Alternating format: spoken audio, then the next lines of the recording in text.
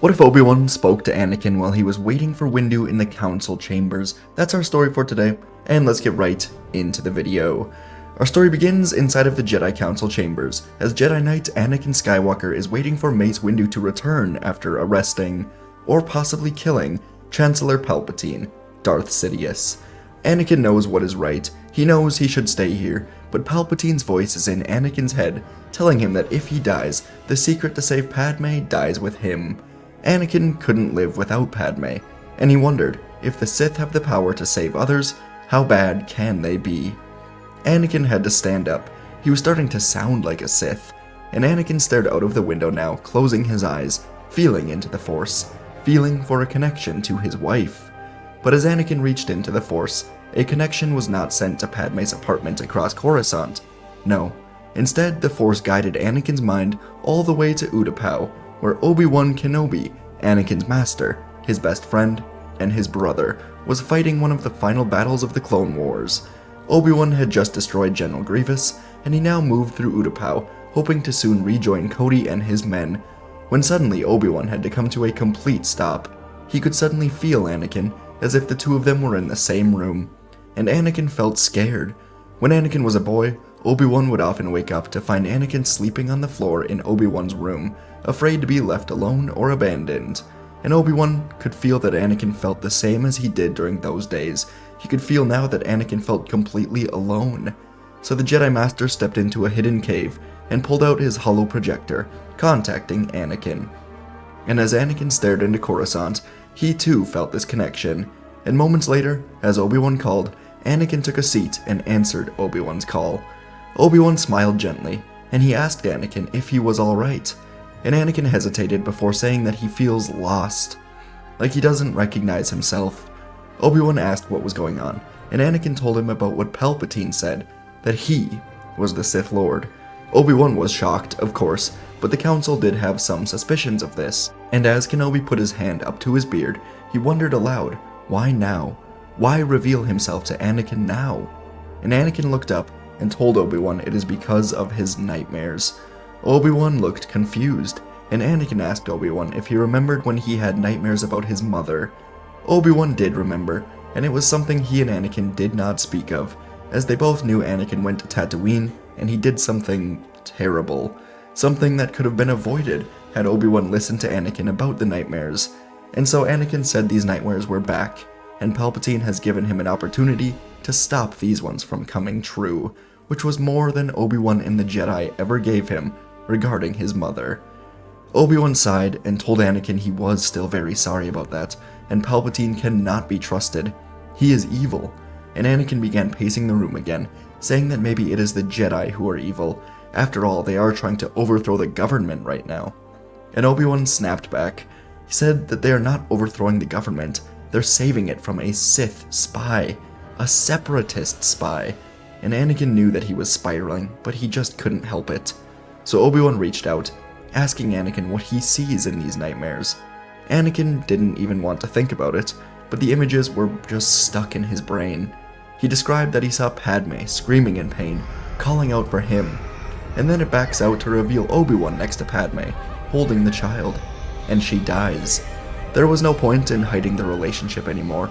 Obi-Wan knew about him and Padme, they just didn't speak of it. There was a lot they didn't speak about.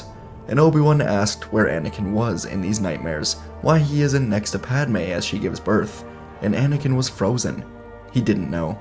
And Obi-Wan spoke again, telling Anakin that the best thing he can do for Padme is be there for her. If Anakin wants to help her, he must do everything he can to just be there. And Anakin sat back down, as Obi-Wan said that this was Anakin's great trial. For the first time in a long time, Anakin smiled as he was thinking about Padme and his child. He found some clarity in this moment, as he imagined the galaxy he wanted his child to grow up in. Yes, the Jedi had lost his trust lately, but perhaps Obi-Wan was right. His child should grow up in a galaxy surrounded by the Jedi and the light. And as Anakin thought about this, he heard Palpatine's voice in the Force once more. He was pleading, desperately calling for Anakin to come save him. But Anakin cut off the darkness in his mind, and at the same time, Mace Windu cut through Darth Sidious in his office, killing him. And as Sidious died, it was like the sun was rising over a dark planet. Obi Wan clearly felt it too, and so he told Anakin that he did well. Anakin genuinely thanked Obi Wan for being here, and Obi Wan was able to forgive himself now for allowing what happened to Anakin's mother, and the two of them said goodbye, as Obi Wan would now be returning to Coruscant. And as Obi Wan said goodbye, Anakin was left alone again. But he didn't feel alone. Something had changed, and Anakin searched for his nightmares, only to discover they had suddenly become nothing but a distant memory. A forgettable dream. They were fading with the darkness, and Anakin wondered if these nightmares came from the dark side. Moments later, the council doors opened and Mace Windu entered. He gave Anakin a small smile and nod, then placed 3 lightsabers on the chairs of Agen Kolar, Saesee Tiin, and Kit Fisto. Anakin felt a pit in his stomach. He wished he would have been there to help these Jedi, but part of him knew that if he was there, things would have turned out much differently. And after Windu placed the lightsabers, he turned to Anakin and thanked him, saying that during his fight with Palpatine, he found the Sith Lord's Shatter Point, and Windu said that Palpatine genuinely trusted that Skywalker would be there to save him. Anakin didn't know what to say, but Windu ignited his lightsaber, and Windu pointed it at Anakin, then said that as Master of the Order, he is officially granting Anakin Skywalker to be a Jedi Master. And this was perhaps the greatest trial any Jedi in the Order has gone through, fighting through decades of temptation and influence of the Sith, and choosing the light when it matters most. Anakin felt genuine joy, thanking Windu, and Mace also said that Anakin will get to keep his seat on the council permanently. Things were looking up, and the rest of the council members slowly began making their way back to Coruscant, as the next few days or weeks would be extremely interesting for the Jedi and the Republic, as the Jedi would have to explain executing the Chancellor. And elsewhere in the galaxy, in hyperspace, the former Sith Lord Maul felt Sidious's death in the Force more than anyone else throughout the galaxy, and as he felt this death, it gave him rage beyond ever before. He wanted to be the one to end Sidious's life, but instead he was stuck here, captured by the Jedi, destined to be executed or imprisoned for the rest of his life. Sidious was supposed to win, and he was going to rise to power in the galactic chaos that followed if Maul wasn't the one to kill him. But as Maul was filled with this rage, he began to feel the walls of his Mandalorian cell began to expand. Maul wanted to kill Sidious, and if he wasn't the one, he wanted to rise as Sidious rose to power and eventually kill him with his own criminal empire. And Maul, he could feel his power, his rage. The vault he was in was extremely old, the last of its kind. And now Maul felt that he could escape. He was determined to overpower this prison. He'd broken out of worse, and so Maul focused all of his rage on the room around him, forcing the vault to bend to his will. And soon, a group of clone troopers ran into the room after hearing the sounds of metal creaking inside.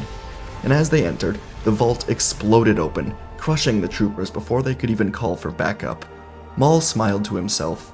He could still win. With Sidious dead, there would still be chaos as the Republic goes into heavy damage control. He will win. And Maul would sneak down to the hyperdrive room, killing any clone that got in his way, and he would use the Force to crush the hyperdrive around him. As Ahsoka and Rex stood together on the bridge, the entire ship began to shake, and suddenly it exited from hyperspace, above a snowy planet. All of the systems were going offline, and the evacuation alarms began to blare, so Ahsoka, Rex, and the 501st would try to evacuate everyone off the ship, and in this chaos, Maul was able to escape without much trouble at all.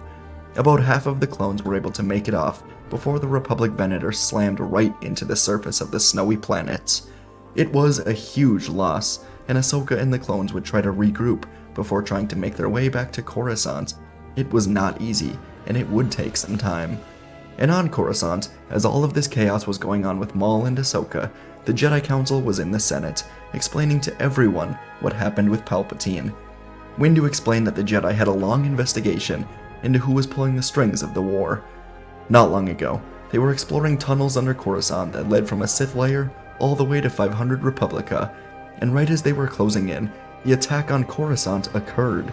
This was no coincidence, Windu said, and so after the battle, where Dooku died but Palpatine returned, the Jedi began to spy on Palpatine, and Windu explained that, thanks to Anakin Skywalker, the Jedi discovered who Palpatine truly was: Darth Sidious, master of Count Dooku, ruler of the Republic and the Separatists.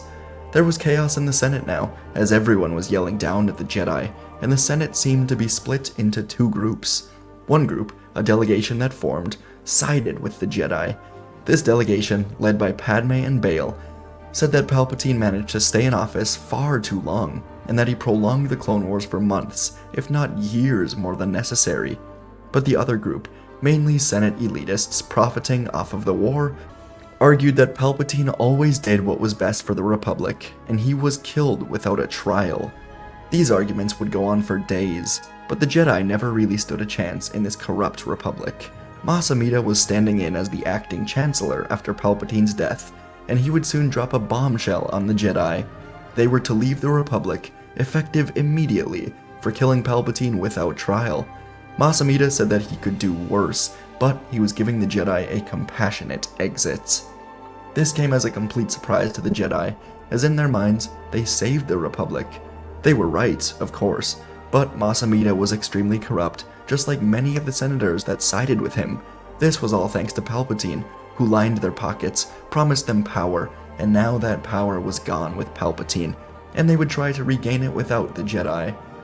At this point, Ahsoka and the clones had returned to the temple, and Ahsoka was agreeing to return to the Order, and the Jedi were warning the Senate that even with the Clone Wars coming to an end, a new conflict would arise with Maul being loose in the galaxy. But Mas Amedda accused the Jedi of fear-mongering, saying that this outcast criminal Maul is of no concern to them. He escaped from the Jedi. This was actually true for many senators, as Maul was known for operating largely in the Outer Rim, which they did not care about. If it was not right on their doorstep, they truly didn't care about the war. And so, over the next few weeks, the Clone War would come to an official end, and the Jedi would be phased out of the Republic. The clones would begin to return to Coruscant, Kamino, or resisting Separatist worlds, and there would soon be what the Republic was calling peace. On Tython, the roughly 8,000 Jedi that survived the war would gather, and the Council would do its best to assure everyone that everything was alright. As the Jedi were settling on Tython, Anakin Skywalker would be with Padme on Naboo, as she gave a safe birth to twins Luke and Leia. Obi Wan and Ahsoka would visit, and of course be extremely happy for Anakin and Padme. And Anakin would remain as a Council Master, as he showed that he can persevere through having a family and choosing the light. And so another few weeks would go by, as the Jedi settled into their new home, but they were soon thrown back into battle. In the Outer Rim, Maul was back to full strength with the Black Sun, the Pikes, and other crime syndicates following him into battle. Maul was trying to take over the Outer Rim for himself, and build an army big enough to take on the Republic. The Jedi were asked by many Outer Rim planets to help them fight off Maul's forces, and so the Jedi would try.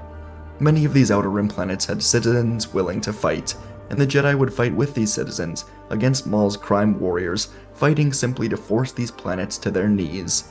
And even with the Jedi intervention, Maul began to force planet after planet in the Outer Rim to his control. The Jedi would send many requests to the Republic, warning them that Maul and his forces were a true threat to the Republic. But Mas Amedda and his main circle would deny every single Jedi request, saying that they were doing this just to get back into the Republic. Mas Amedda and those close to him did understand that Maul was a threat, but they were too busy sitting in their royal suites on Coruscant to care. A war with criminals wasn't what anyone wanted. It wasn't profitable, so they stayed out of it. The Outer Rim was of no concern to the elites of Coruscant. But the Jedi's pleas for help did not go completely unheard. Many of the clone troopers would begin to organize a resistance against the Republic. The clones were loyal to the Jedi above all after everything in the war, despite what their programming may say. They fought with the Jedi in battle after battle, and clones like Rex, Cody, Wolf, Gris, Bly, Oppo, they would see that the Republic government was corrupt and wrong, while thousands of innocents were dying every day in the Outer Rim while they did nothing. The clone resistance would speak to the Senate delegation that supported the Jedi, and even the Jedi Council on Tython, saying that something needs to be done, and by the time Mas Amedda and the Republic choose to act on Maul and his criminal army, it will be too late. And as they were meeting, Maul and his criminal forces made their first big move. It had been a few months by now of them regaining their strength, and with the Republic claiming that this was a time of peace, they were pulling their forces and security away from many planets to save money, and this included the shipyards on Ringo Vinda. These shipyards were of the utmost importance to the Republic, as they were being used to create the Star Destroyers for the Republic. They were the newer model, far superior to anything used in the Clone Wars. And Maul's criminal empire took Rango Vinda completely by surprise. They attacked without mercy, killing everyone guarding the shipyards over an attack that lasted only a few hours. This was the attack that really showed the people of the Republic that peace was not truly here yet. And this attack also inspired the Senate delegation, the Jedi Council, and the clone leaders to rise up against Mas Amedda. A group led by Anakin, Windu, Bail Organa, Captain Rex, and a battalion of clones marched into the Chancellor's office, and they informed him that his rule was at an end, and the Jedi were taking control of the Senate officially. Mas tried to call for clone security, but all of the clones were against him now. This was because the most recent reports of Maul's criminal empire was that they stole the Republic Star Destroyers, about 30 of them in total, and they were currently en route to Kamino to destroy the Republic army. The clones would not stand by and watch this happen, so they helped remove Mas Amedda from office, and together, Windu and Skywalker rallied a fleet to head to Kamino. Before long, the Jedi were back in action with the clones, as a huge Republic fleet made up of Jedi and clone troopers were heading to Kamino to take down Maul's criminal empire.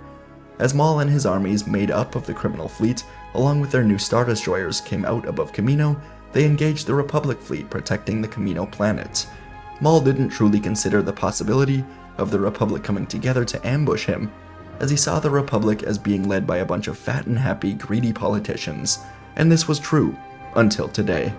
And so right as Maul and his forces were about to break through the Kamino blockade, they were ambushed by a new Republic fleet. Around 100 Republic Venators emerged, and from each one of them, clones and Jedi poured out from the hangars and starfighters to engage Maul's forces. Among the 100 Republic Venators, Jedi such as Anakin, Yoda, Windu, Obi Wan, Plo Koon, Ki-Adi-Mundi, Aayla Secura Shakti, Depa Billaba were leading the way. Anakin, Ahsoka, and Plo led the fight in their own starfighters, flying through space around the stolen Republic Star Destroyers. The Republic fleet clashed against Darth Maul's criminal empire. The usually serene orbit of Kamino was now a battlefield, with debris and explosions painting the stars. Darth Maul commanded his stolen armada with precision, firing through the chaos with the ferocity of a predator. His criminals' empire's forces consisted of mercenaries, pirates, and anyone else who wanted in on the next galactic power, and they were a formidable adversary. Jedi starfighters, though, darted through the chaos, their guns firing with precision as they engaged the enemy ships. Clones manned gun turrets, their blaster fires peppering the enemy vessels as they were trying to create openings for boarding parties.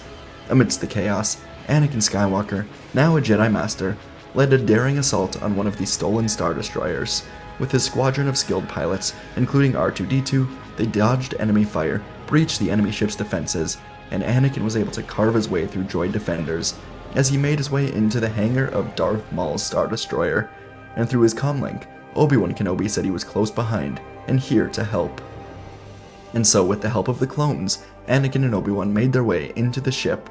The two Jedi ran through the ship, cutting down anyone in their way, determined to cut off the head of the snake. In the heart of the chaos, Anakin and Obi Wan soon would face off against Darth Maul in a duel. Maul was determined to kill these Jedi and show that it was his time to rise to power. Lightsabers soon clashed against the backdrop of exploding consoles and flashing alarms.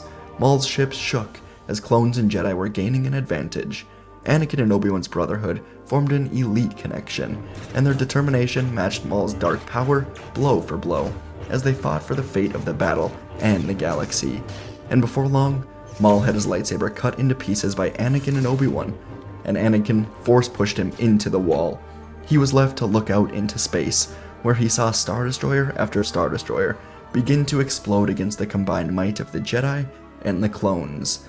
Maul tried contacting his forces, telling them to evacuate, but it was too late. The last of the Star Destroyers exploded into debris, leaving only the one that he was on. And so as Anakin and Obi-Wan came to Maul, telling him he was under arrest, Maul pulled his working half of his lightsaber towards Obi-Wan in a final, desperate move. But Obi-Wan flipped over it, and the saber flew right through Maul's chest, and Maul died, overlooking his fallen fleet. In the end, the skies above Kamino were cleared, and the Jedi helped the clones save Kamino. Together, everyone would travel back to Coruscant, and Mas Amedda would be officially removed from office once and for all. His inaction against Maul's forces nearly caused the loss of the Republic army, and in time, the Republic. But the Jedi and clones didn't give up, and the people of the Republic saw this. So soon, a new election would take place, and Mon Mothma would become the Chancellor. The Jedi were allowed back into the Republic, and the Jedi would choose to go back, while keeping about half of the Order on Tython to maintain help in the Outer Rim and rebuild what Maul destroyed over his months in control. Through the years, the Republic under Mon Mothma and the Jedi under eventual Grand Master Windu and Master of the Order Skywalker would see decades of peace. And soon enough, Luke and Leia would become Jedi Knights, ushering in the new era of Jedi. And folks, that is where our story ends. Hope you guys enjoyed.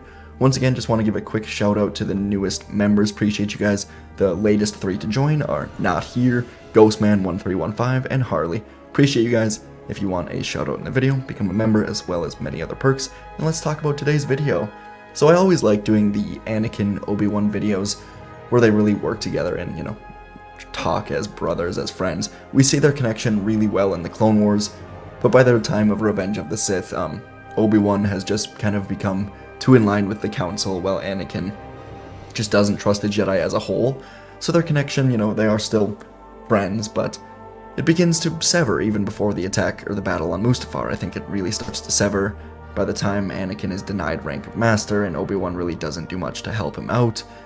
Then he has to ask Anakin to spy on the Chancellor. Overall, their connection is just really severed in Revenge of the Sith, and I wanted to repair it in the Council Chambers today, so hope you guys enjoyed today's video. Let me know what you think. I always like to, or I kind of always like to have a Force still rise up in the second act of the video, otherwise this would have been just like 7 to 10 minutes long, and I try to make all of these, at least lately, at least 20 minutes, if not more. So appreciate you guys, thanks for watching, and I'll see you in the next video.